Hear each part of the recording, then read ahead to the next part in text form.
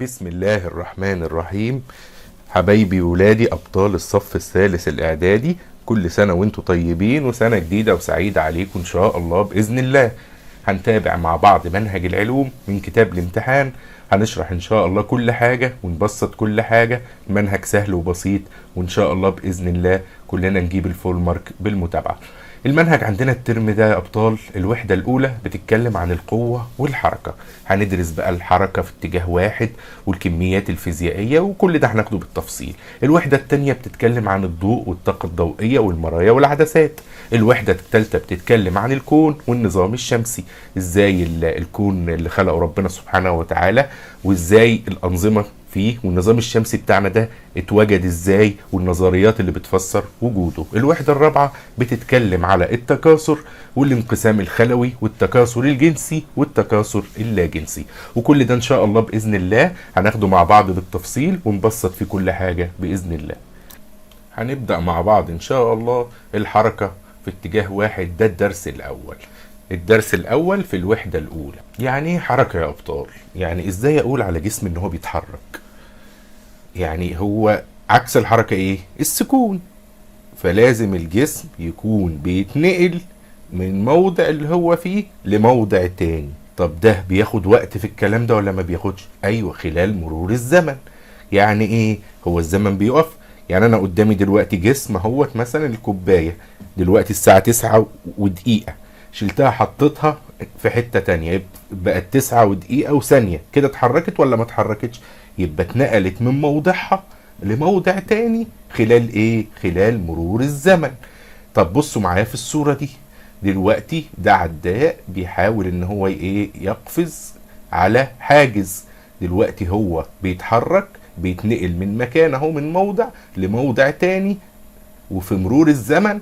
يبقى دي حركة ولا مش حركة؟ يبقى هو عمل حركة. طب الحاجز ده عمل حركة؟ اتغير موضعه مع مرور الزمن؟ لا، ده جسم ساكن. يبقى الحركة لما اجي اعرفها اقول عليها ايه؟ ان في جسم بيتغير موضعه بالنسبة لجسم اخر ثابت مع مرور الزمن. طب ايه اللي دخل موضوع جسم اخر ثابت ده؟ ما هو ده اللي بالنسبة له الجسم بيتحرك. يعني انا دلوقتي لو بصيت على الصورة، لو انا كل حاجة بتتحرك مرة واحدة ومفيش حاجة ساكنة، انا اقدر اقول ان دي يعني بالنسبة لمين مين بيتحرك؟ لا، بالنسبة لي انا لو انا ثابت، انا شايف واحد بيتحرك اهو، بيتنقل من موضع لموضع اخر. هكذا الحاجز لو بصيت عليه هلاقيه ساكن ما بيتنقلش. يبقى بالنسبة لي انا العداء بيتحرك، بيتنقل من موضع لموضع اخر بمرور الايه؟ بمرور الزمن.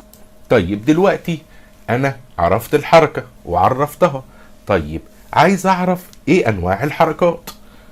احنا دارسين في سنة تانية السنة اللي فاتت يا ابطال الحركة الدورية والحركة الاهتزازية والحركات ياما. احنا السنة دي هناخد الحركة في اتجاه واحد.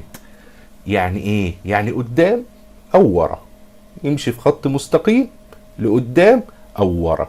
طب حوت سن عشان برضو ايه؟ يلافي حاجة او الكلام ده. هو مادام هو في اتجاه واحد لقدام يبقى دي حركة في اتجاه واحد. يبقى اذا الحركة في اتجاه واحد دي ممكن تكون في مسار مستقيم او منحني او في كلاهما معا. طب ديت زي ايه كده في الحياة اللي احنا عايشينها؟ زي القطر وزي المترو. القطر بيطلع مثلا رايح من القاهرة لاسكندرية، اتجاهه فين؟ من القاهرة للاسكندرية. طيب هيحود ينحني انحناءات طول ما هو ماشي، او يمشي في خطوط مستقيمة، بس هو برضه هو بيتحرك للامام دلوقتي، رايح في اتجاه واحد. ولما يروح اسكندرية عايز يرجع القاهرة ممكن يتحرك للخلف. يبقى اذا الحركة في اتجاه واحد دي حركة بسيطة جدا، اقدر اقول عليها كمان انها ابسط انواع الحركة، يا اما للامام يا اما للخلف، في مسار مستقيم او منحني او كلاهما ايه؟ معا. الامثلة حركة المترو وحركة الايه؟ القطار. طيب ده سؤال امتحان بيجي دايما، علل تعتبر حركة القطار من امثلة الحركة في اتجاه واحد. اقول له ليه؟ لان هو بيتحرك يا اما للامام يا اما للخلف، وفي مساره يا اما مستقيم او منحني او كلاهما معا. يبقى لان القطار يتحرك للامام او للخلف في مسار مستقيم او منحني او كلاهما ايه؟ معا. طيب انا ازاي اوصف حركة؟ يعني انا مثلا شايف اتنين ماشيين او بيجروا بيعملوا سبق، واحد سابق التاني كده والتاني ايه متأخر عنه شوية، عايز اقول ان حركة ده مختلفة عن حركة ده، اقول ايه؟ اقول ده اسرع من ده. يبقى السرعة بتعمل ايه؟ السرعة بتوصف حركة او بتقارن حركة اجسام مع بعضها. يعني اقدر اقول مثلا فلان اسرع من فلان، العربية دي بتجري اسرع من العربية التانية. يبقى مصطلح السرعة بستخدمه في ايه؟ لوصف او مقارنة حركة الاجسام.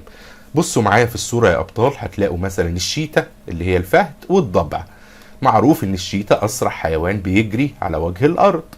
هنلاقي الفرق اهوت بين الضبع لو طلع يجري والشيتا، هنلاقي ان الشيتا ممكن تقطع مسافة كبيرة جدا حوالي مثلا 30 متر في زمن قليل. هنلاقي ان الضبع قطع نص المسافة دي في ايه؟ في نفس الزمن. يبقى المسافة والزمن هما اللي بيوصفوا السرعة. صحيح، ما انا لما ببقى راكب عربية واسأل احنا ماشيين بسرعة كام، يقولوا احنا ماشيين بسرعة مثلا 60 كيلو في الساعة. صحيح، يبقى مسافة وزمن. يبقى اذا المسافة اللي قطعها الجسم في زمن معين في ساعة مثلا دي سرعته. طب انا لو رمزت للسرعة عين والمسافة ف والزمن زين، انا بقول السرعة بتساوي ايه؟ ان الجسم يمشي مسافة معينة في زمن معين، يبقى المسافة على الزمن. يبقى السرعة هي المسافة على الزمن، يعني خارج قسمة المسافة على الزمن. طب اعملها لي، حطها لي في تعريف. هقول لك المسافة اللي مقطعها الجسم خلال وحدة الزمن. يعني ايه وحدة الزمن؟ يعني اقل حاجة في الزمن، سواء دقيقة او ثانية او ساعة. يعني ايه الكلام ده؟ يعني لو جسم بيتحرك بسرعة هقول وحدة الزمن بتاعته ثانية، مثلا بيقطع 10 متر كل ثانية. لو سلحفة بطيئة مثلا هقول بتقطع 2 متر كل ساعة. يبقى اذا السرعة بتعتمد على وحدة الزمن، المسافة المقطوعة خلال وحدة الزمن. طيب ممكن اقولها بطريقة تانية، اقول هو دلوقتي مش المسافة بتتغير مع الزمن، يعني مثلا كل ساعة بتتغير المسافة، كل ثانية بتتغير المسافة. يبقى اذا هي معدل الزمني للتغير في المسافة. يعني اقول ان السرعة هي المعدل الزمني للتغير في المسافة. وتعريفات بسيطة جدا ممكن نفهمها، هنلاقينا بنحفظها على طول. السرعة هي المسافة المقطوعة خلال وحدة الزمن او المعدل الزمني للتغير في المسافة. يبقى اذا السرعة عين بتساوي المسافة على زين الزمن. طيب احنا عارفين ان السرعة والمسافة والزمن العلماء بيصنفوهم على انهم حاجات اسمها كميات فيزيائية. يعني ايه كميات فيزيائية؟ يعني اقدر اقيسها واعمل لها وحدات قياس. طيب وحدة قياس المسافة، واحد هيقول لي ايه؟ المتر، واحد تاني هيقول لي لا الكيلومتر، واحد تاني هيقول لي لا السنتيمتر. كل دول صح، يبقى كيلومتر، متر، سنتيمتر. طب وحدة قياس الزمن، يا اما ساعة يا اما دقيقة يا اما ثانية. طيب هو انا اعرف احول بين الوحدات ولا لا؟ طبعا. هو انا دلوقتي لو واحد مشى مثلا 1000 متر وحابب اقول ان هما مشاش 1000 متر، مشى بالكيلومتر، هقول مشى 1 كيلومتر. طيب تعالوا نشوف بنحول بين الوحدات ازاي. مبدئيا كده حطها قاعدة لنفسك، ان الوحدة الكبيرة لما اجي احولها لوحدة صغيرة بضرب، والوحدة الصغيرة لما اجي احولها لوحدة كبيرة بقسم. طب انا دلوقتي عشان ما انساش، افتكر مثلا عندك بيت بيتكون من 100 طوبة مثلا، انا عايز احوله لطوب، هضربه اكسره واحوله لطوب. لو عايز احول الطوب لبيت هقسمه عشان افتكر الكلام ده. تمام. طيب يبقى انا دلوقتي لو حبيت احول من كيلو متر لمتر، هو الكيلومتر فيه كام متر؟ فيه 1000 متر، يبقى هضرب في 1000، يبقى الكيلومتر 1000 متر. طب لو حبيت احول مثلا 5 كيلومتر لمتر، يبقى 5 في 1000 يبقى ب 5000. طيب المتر فيه كام سنتي؟ 100 سنتي. لازم ابقى عارف الحاجات دي. المتر فيه 100 سنتي، حبيت احول من متر لسنتيمتر بضرب في 100. طب العكس، حبيت احول من سنتي لمتر بقسم على 100. حبيت احول من متر لكيلومتر بقسم على 1000. طب لو حبيت انط مره واحده احول من كيلومتر لسنتيمتر، هضرب في 1000 في 100 يعني في 100,000. والعكس صحيح. يبقى اذا الكبير للصغير بضرب، ومن الصغير للكبير بقسم. طيب أنا دلوقتي عايز وحدات الزمن. الزمن ساعة ودقيقة وثانية. الساعة فيها كام دقيقة؟ 60 دقيقة. والدقيقة فيها كام ثانية؟ 60 ثانية. طب أنا لو حبيت دلوقتي أحول من ساعة حاجة كبيرة لدقيقة، هضرب في 60. طب من دقيقة لثانية هضرب في 60. طب من ساعة لثانية هضرب في 60 في 60، 3600. والعكس بالقسمة. طيب دي الوحدات المباشرة اللي هي بتتكون من كمية واحدة. طب السرعة؟ لا، السرعة ناتج قسمة حاجة على حاجة، ناتج قسمة مسافة على الزمن. هتبقى وحداتها بإيه؟ بالكيلومتر لكل ساعة أو متر لكل ثانية. طب أنا دلوقتي عايز أحول كيلومتر لكل ساعة. قال لي في رقم تحفظه اسمه 5/18. عايز تحول من كيلومتر لكل ساعة كبير، حاجة كبيرة لحاجة صغيرة، بتضرب في 5/18. عايز تحول من متر لكل ثانية، حاجة صغيرة لحاجة كبيرة، بتقسم على 5/18. وفي واحدة شاطرة هي بتقول لي لا، أنا بضرب في 18/5، لأن القسمة مقلوب الضرب. كده صح وكده صح. طب دي جت منين الأول؟ إحنا متعودين نفهم كل حاجة. هنقوله دلوقتي 1 كيلومتر على 1 ساعة، عايز أحولهم لمتر لكل ثانية. الكيلومتر ده فيه كام متر؟ 1000 متر. والساعة فيها كام؟ فيها 60 في 60 ثانية. يبقى عندي 1000 على 60 في 60، يعني 1000 على 3600، يعني كام؟ بالآلة الحاسبة هتطلع معايا 5/18 متر لكل ثانية. إذا أي واحد كيلو متر بساعة بيبقى هو بيساوي 5/18 من المتر لكل ثانية. وبناء عليه قال لي أنا عندي مثلا 5 كيلو إيه؟ متر ساعة، حولهم لإيه؟ لمتر ثانية. يبقى 5 في 5/18 هيديني إيه؟ رقم معين. والعكس بالعكس، من الصغير للكبير بقسم. طيب السرعة دي بقى محتاجة شوية إيه؟ تشغيل دماغ، ونشوف فاهمين ولا لأ. بيقول لي متى يتساوى مقدار سرعة الجسم مع مقدار المسافة التي يقطعها. إيه ده؟ ارجع للقانون على طول. بما أن عين بتساوي ف على زين، السرعة بتساوي المسافة على الزمن. امتى هتكون عين بتساوي ف؟ لما تكون زين دي بواحد، صح؟ لما المقام بيساوي 1 بتبقى ايه؟ البسط نفس قيمته. طيب ده الكلام ده امتى زين هتساوي 1؟ عندما يكون زين دي ب1 ثانية أو 1 دقيقة أو 1 ساعة، يعني وحدة الإيه؟ الزمن. يبقى إذا نقول له عندما يقطع الجسم المسافة اللي أنت قلت لي عليها خلال وحدة الزمن. عندما يقطع الجسم هذه المسافة خلال وحدة الزمن. ممكن يجي يقول لي ما معنى أن طائرة تتحرك بسرعة مقدارها 500 كيلومتر كل ساعة؟ دي بسيطة جدا. هقول له إن الطائرة قطعت مسافة مقدارها 500 كيلومتر في خلال ساعة واحدة. طيب يقول لي ما معنى أن سيارة متحركة تقطع مسافة مقدارها 100 متر في زمن قدره 2 ثانية؟ ايه ده؟ دي مش وحدة الزمن. يبقى لازم ارجعها لوحدة الزمن عشان اعرف السرعة قد ايه. هقول له بما ان عين بتساوي ف على زين، ده من القانون، يبقى 100 على 2، يبقى هو قطع كام؟ 50 متر لكل ثانية. هقول له الكلام ده معناه ان السيارة تتحرك بسرعة مقدارها 50 متر لكل ايه؟ لكل ثانية. وعشان ما نتلخبطش وتيجي تحول غلط، تحويلات السرعة 5/18 دي أنا ما بستخدمهاش غير فين؟ في تحويلات السرعة من كيلو متر لكل ساعة لمتر لكل إيه؟ ثانية، والعكس بالعكس. طيب ناخد سؤال مع بعض ونشوف مين اللي فاهم. بيقول لك يقود خالد دراجته بسرعة 10 كيلو في 5 ساعات، ويقود محمد دراجته بسرعة 12 كيلو متر في 5 ساعات، بينما يقود حمدي دراجته بسرعة 15 كيلو متر في الساعة. وضح بدون حسابات رياضية من الأسرع، خالد أم محمد أم حمدي. يعني هو عايزك تقول له مين الأسرع على طول. طيب خالد دلوقتي ماشي 10 كيلو في 5 ساعات، يعني أبطال كده 10 كيلو مسافة 5 ساعات زمن، 10 على 5 يبقى فيها 2 كيلو متر لكل ساعة. طب محمد ماشي بسرعة 12 كيلو في 5 ساعات. ايه ده؟ قطع مسافة أكبر في نفس الزمن، يبقى محمد أسرع من ايه؟ من خالد. طيب حمدي ماشي بسرعة 15 كيلو في الساعة الواحدة، يبقى مين أسرع واحد؟ حمدي، وبعديه محمد، وبعديه ايه؟ خالد. طيب دلوقتي برضو استمرار لأسئلة السرعة اللي هي بتشوف اللي فاهم. ماذا يحدث للسرعة في ايه؟ في الحالات الآتية: قطع جسم متحرك نفس المسافة التي تحركها في نصف الزمن، ماذا يحدث لسرعته؟ طيب دلوقتي تخيل نفسك كده ماشي بسرعة 2 كيلومتر في الساعة، قطعت ال2 كيلومتر دول في نص ايه؟ ساعة، يبقى حصل لسرعتك ايه؟ سرعتك بقى تضعف. يبقى اذا تزداد سرعة الجسم المتحرك الى الضعف. طب تعالوا نجيبها بالرياضيات كده، نجيبها بالقانون. هنقوله مثلا ايه؟ فيه واحد تساوي فيه اتنين.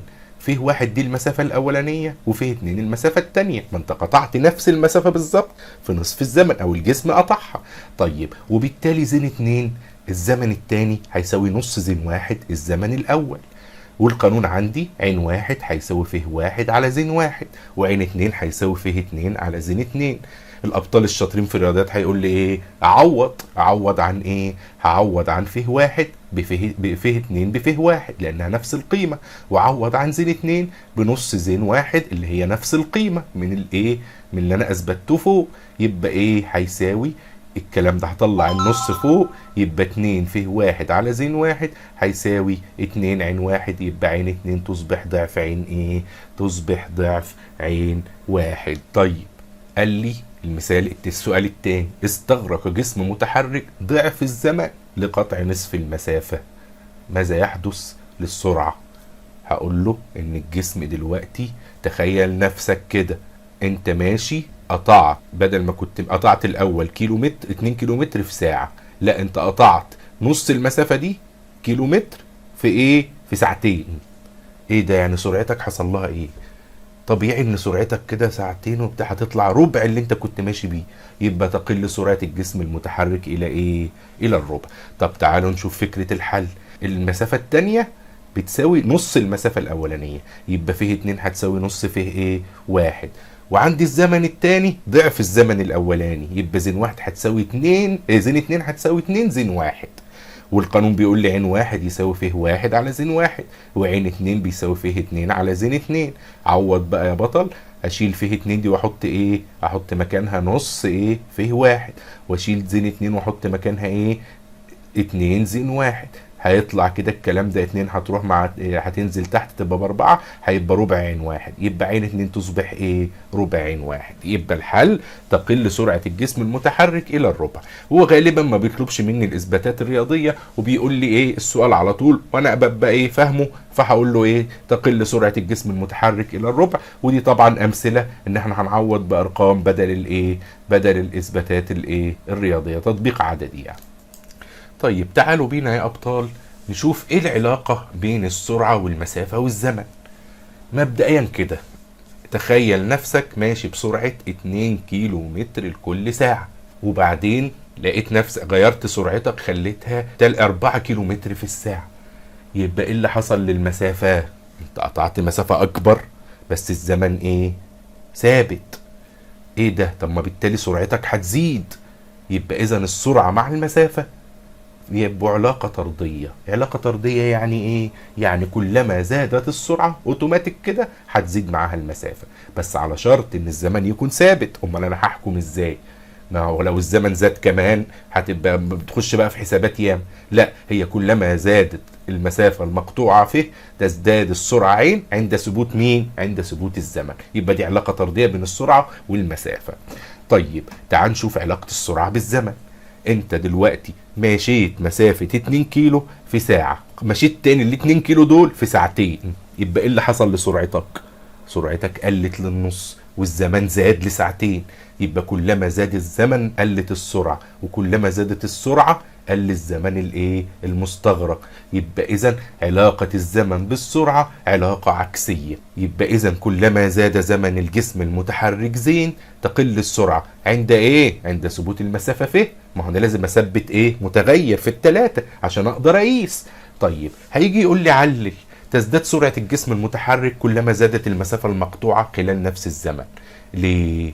ما انا عارف ان السرعة تتناسب طرديا مع المسافة عند ثبوت الزمن.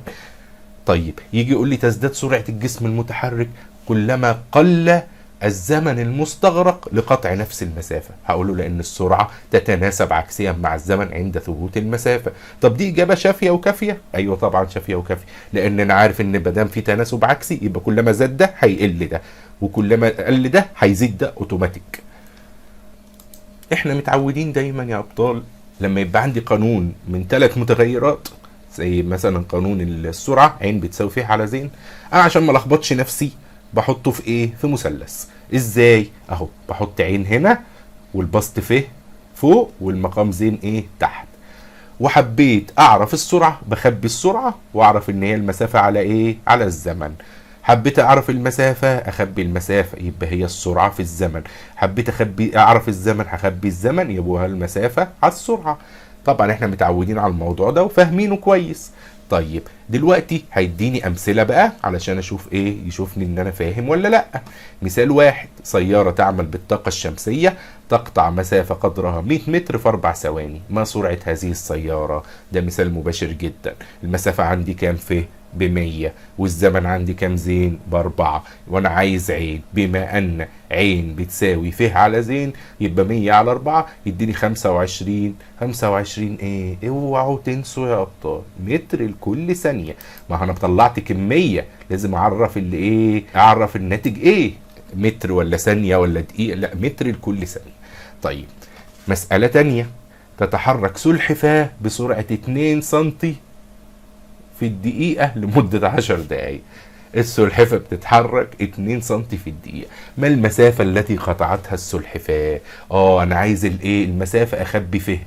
يبقى فيه بتساوي السرعة في الزمن عين في زين، وهو مديني السرعة ب2 سنتي للدقيقة والزمن 10 دقايق. يبقى كام؟ يبقى 2 في 10 تطلع ب20 ايه؟ 20 سنتي متر. ليه ما قلتش هنا سنتيمتر كل ساعة؟ لا، دي مسافة. مسافة هي وحدتها معروفة، يا سنتي يا متر يا ايه، يا كيلو متر. طيب المسألة الثالثة بيقول لي: ما الزمن الذي تستغرقه سيارة تتحرك بسرعة 28 متر في الثانية لقطع مسافة مقدارها 1008 متر؟ هو عايز الزمن، اخبي الزمن في المثلث. زين بتساوي المسافة على السرعة ف على عين.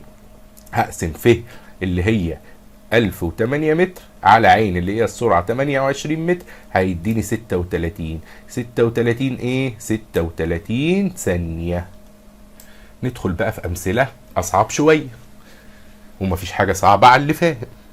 بيقول لي: تحركت طائرة من مطار أحد المحافظات وقطعت مسافة مقدارها 846 كيلو متر خلال 1 ساعة لتصل إلى مطار القاهرة. احسب السرعة التي تحركت بها القاهرة مقدرة مرة بالكيلومتر لكل ساعة ومرة بالمتر لكل ايه ثانية. مبدئيا كده سرعة الطائرة بوحدة الكيلومتر لكل ساعة. عموما السرعة بتساوي المسافة على الزمن. انا عندي كام كيلو؟ 846 على ساعة واحدة، يبقى هي 846 كيلومتر في الساعة. مفيش اسهل من كده. مين فاكر بقى التحويلات؟ متر لكل ثانية. انا عايز احول من كيلو متر، حاجة كبيرة، لمتر لكل ثانية. الرقم ده اوعوا تنسوه. الخمسة على كام؟ 5 على 18.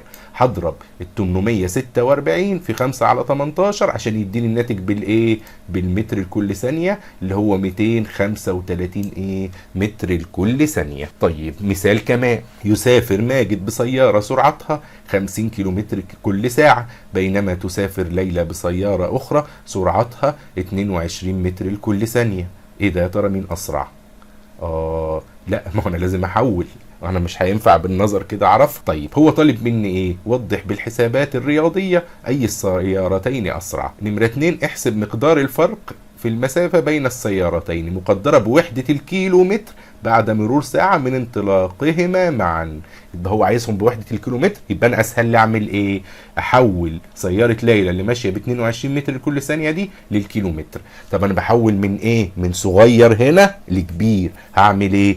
هقسم على 5 على 18، يبقى 22 على 5 على 18 هتطلع 79.2 كيلو متر لكل ايه؟ لكل ساعة. يبقى اذا مين الاسرع كده؟ انا عندي كده ايه؟ وحدت الوحدات عشان اعمل مقارنه. ما انا ما ينفعش اعمل مقارنه بوحدتين مختلفتين، يعني ما لازم احولهم لحاجه واحده. يبقى اذا هنا عندي سياره ليلى اسرع من سياره ماجد، لان سياره ماجد بتتحرك 50 كيلو لكل ساعه.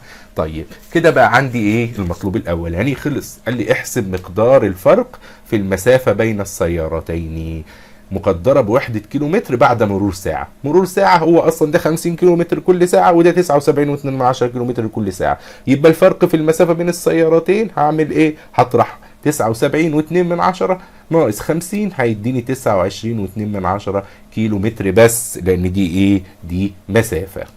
مثال برضو حلو جدا: قطار بدأ رحلة طولها 200 كيلو متر الساعة السادسة صباحا بسرعة مقدارها 40 كيلومتر لكل ثانية، فمتى يكون موعد وصوله؟ هو مديني ايه؟ مديني المسافة، ومديني ايه؟ مديني السرعة. يبقى هو عايز ايه؟ الزمن. من المثلث ز بتساوي ف على عين، يعني 200 على 40 يعني 5 ساعات. يبقى الرحلة كلها استغرقت قد ايه؟ 5 ساعات. بس هو مش عايز زمن الرحلة، ده عايز موعد الوصول. موعد الوصول يبقى هو اتحرك الساعة 6 الصبح، بعد 5 ساعات وصل. يبقى 6 زائد 5 يبقى موعد الوصول الساعة كام؟ 11 صباحا، لأن هو بدأ 6 الإيه؟ 6 الصبح. ديت برضو أمثلة عشان نختبر فهمنا. بيقول لي ما معنى قولنا أن موضع جسم يتغير بمرور الزمن؟ هقول له إن الجسم إيه؟ بيتحرك. إيه؟ ده معنى الحركة، تغير موضع جسم بمرور الزمن. اكمل الجدول التالي. ده طبعا ايه؟ مسافة وسرعة وزمن وسرعة. انا عندي متغيرين، عايز المتغير الثالث. حسب العلاقة ما بينهم تقدروا تحلوها بسهولة. هنا بيقول لي رتب الكميات الفيزيائية تصاعديا تبعا لمقدارها. تصاعديا يعني ايه؟ يعني من الصغير للكبير. طب دي كلها حاجات مش موحدة، يبقى لازم اوحدهم كلهم مثلا، وليكن اخليهم كلهم متر الايه؟ لكل ثانية. طب في هنا انت ما قلتليش على تحويل الكيلومتر لكل دقيقة، ده اعمله ازاي؟ هحوله المتر لكل ثانية. ازاي؟ هي 9000 9 كيلو ديت كام متر؟ يبقى 9000 متر على الدقيقة دي كام ثانية؟ الدقيقة 60. يبقى 9000 على 60 واقسمهم، هيطلع لي الناتج بكام؟ بمتر لكل ثانية. طيب ماذا يحدث إذا قطع جسم متحرك نفس المسافة التي تحركها في ضعف الزمن؟ اهي لسه احنا كنا واخدينها. تخيل كده انت كنت ماشي 2 كيلو خلال ايه؟ ساعة. بعد كده اتحركت ال 2 كيلو دول في ساعتين، يبقى حصل لسرعتك ايه؟ سرعتك قلت للايه؟ للنصف. وهننتقل بقى لانواع السرعة. ايه هي انواع السرعة؟ السرعة لها كذا نوع. انواع السرعة زي ايه مثلا؟ زي سرعة منتظمة. سرعة منتظمة يعني ثابتة. يعني ايه؟ يعني حاجة بتتحرك بسرعة تقطع مسافات متساوية في ازمنة متساوية. ازاي الكلام ده؟ زي الصورة ديت، ادي عداء اهو بيقطع مسافة 5 متر كل ايه؟ كل 1 ثانية، ويرجع تاني يقطع مسافة 5 متر كل 1 ثانية، و5 متر كل 1 ثانية. يبقى هو عمل ايه؟ قطع مسافات متساوية في أزمنة متساوية. طيب ايه النوع التاني من السرعة؟ السرعة غير منتظمة، اللي هي ايه؟ مش ثابتة، متغيرة. ازاي؟ يعني مثلا العداء يقطع مسافة 10 متر في ثانية، ويرجع يقطع مسافة 5 متر في ثانية، ويرجع يقطع مسافة 3 متر في ثانية. طيب مثال ايه للسرعة غير المنتظمة اللي هي متغيرة؟ مثال مثلا لما انت تكون راكب عربية او قطر، ساعتها هتسأل اللي سايق، او انت هتكون ايه؟ بتبص في العداد بتاع السرعة، تقول السرعة كام؟ ولتكن مثلا 80 كيلو متر في الساعة. طبعا السرعة في العربية هتبقى متغيرة نتيجة ظروف الطريق، عمرك ما هتقدر تثبت السرعة بشكل سرعة منتظمة. طيب انت ساعة ما تبص وتشوف السرعة في اللحظة دي اسمها السرعة اللحظية. السرعة اللحظية. يبقى احنا في السرعة متغيرة بنلجأ فيها عشان نحسبها لحاجة اسمها السرعة اللحظية، وبنلجأ كمان لحساب السرعة المتوسطة، يعني نجمع المسافات كلها والأزمنة كلها ونطلع متوسط الايه؟ السرعة. هنبدأ ناخد الكلام ده بالتفصيل. أول حاجة السرعة المنتظمة، عندما يقطع المتسابق مسافات متساوية في أزمنة متساوية، أقدر أقول ساعتها أنه هو بيتحرك بإيه؟ بسرعة منتظمة ثابتة. يبقى إذن أستنتج بقى تعريف السرعة المنتظمة هي إيه؟ أنا بقول السرعة المنتظمة يبقى هي السرعة التي يتحرك بها الجسم عندما يقطع مسافات متساوية في أزمنة متساوية. يبقى دي سرعة إيه؟ منتظمة، ما بتتغيرش، هو ماشي بمسافات متساوية في أزمنة إيه؟ متساوية.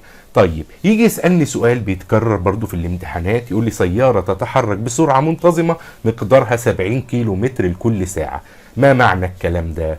بدم هي منتظمة أي أن السيارة تتحرك بسرعة ثابتة في خط مستقيم، بحيث تقطع مسافة مقدارها 70 كيلو متر كل ساعة. يبقى هي كل ساعة سرعتها منتظمة ما بتتغيرش.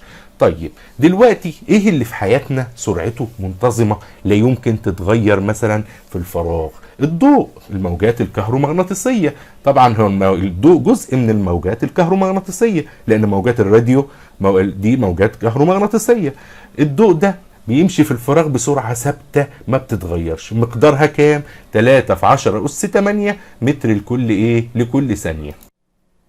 هناخد مثال على السرعة المنتظمة الثابتة قبل ما نشرح السرعة غير المنتظمة.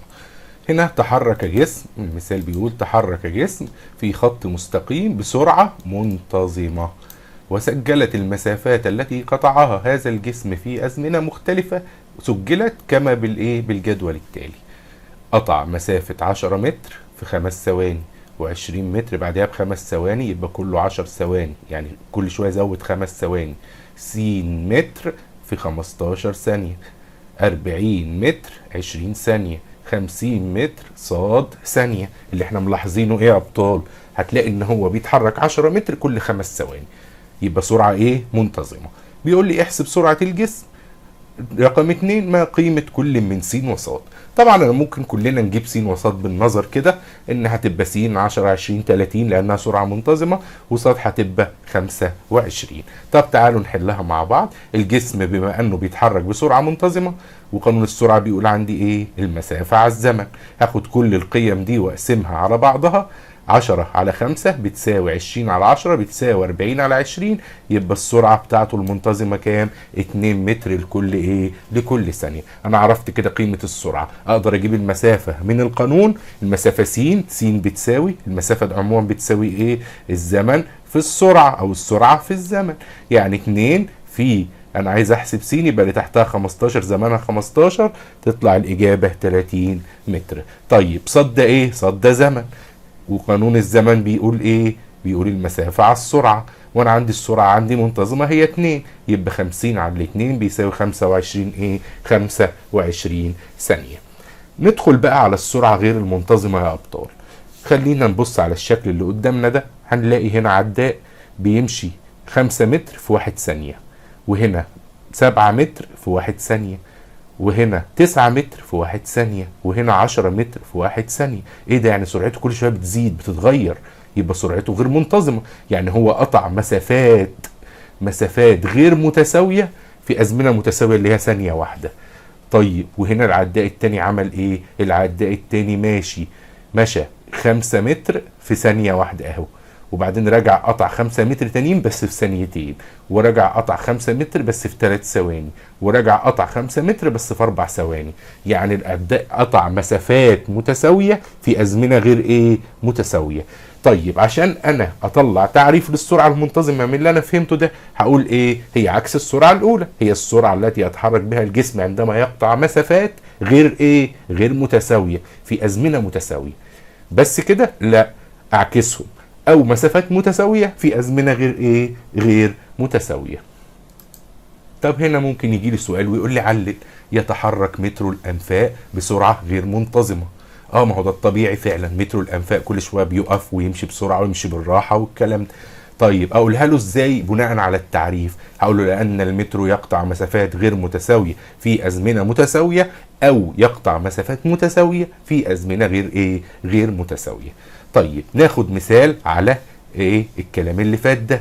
بيقول لي هل تعتبر حركة الشخص على طول المسار الموضح بالشكل التالي حركة بسرعة منتظمة ام لا، مع بيان السبب. طيب تعالوا نشوف. ادي هو اتحرك 2 متر اهوت خلال 1 ثانية، ورجع اتحرك هنا 2 متر 6 متر، يعني المسافة دي كام؟ 6 ناقص 2 4 متر اهو، 4 متر في قد في ثانيتين. وبعدين رجع اتحرك من 6 ل 8، يعني 8 ناقص 6 يعني المسافة دي 2 متر في ثانية واحدة. وبعدين قطع 14 ناقص 8 يعني 6 في 3 ثواني. طبعا مين يقول لي دي منتظمة ولا غير منتظمة؟ مظبوط، هو قطع مسافات تبقى منتظمة، مسافات متساوية في أزمنة أزمنة متساوية. طب تعال نحلها بقى بالطريقة بتاعة القانون. هنقول بقى؟ هنا هنسمي ده فيه واحد المسافة الأولانية، ودي ايه زين واحد الزمن الأولاني، وهكذا فيه اتنين وفيه تلاتة وفيه أربعة، وزين اتنين وزين تلاتة وزين أربعة. هنلاقي ايه فيه واحد بيساوي 2 متر، وزين واحد بيساوي 1 ثانية. تعالوا نجيب فيه اتنين. فيه اتنين المسافة دي بدأ من 2 انتهى ب6، يعني 6 ناقص 4 يعني 6 ناقص 2 يعني 4 متر، وزين 2 ثانية. فيه بيساوي 8 ناقص 6 هيساوي 2، وزين 3 1 ثانية. ايه ده، انا هلاقي كل السرعة مساوية لبعضها طبعا، ما هي سرعة منتظم. طب تعالوا، يبقى عين واحد بتساوي فيه واحد على زين واحد، يعني 2 على واحد هيساوي 2 ايه متر لكل ثانية.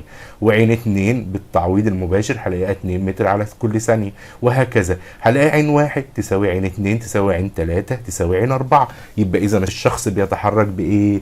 بسرعة منتظمة. ليه بقى مع بيان السبب؟ لانه يقطع مسافات متساوية اللي هي كام؟ 2 متر في ايه؟ في ازمنة متساوية اللي هي كام؟ 1 ثانية. وبكده يا ابطال يبقى احنا خلصنا ان شاء الله اول جزء في الدرس الاول، والفيديو الجاي ان شاء الله باذن الله نخلص الدرس كله ونحل الاسئلة المهمة. ما تنسوش اللايك والايه والسبسكرايب.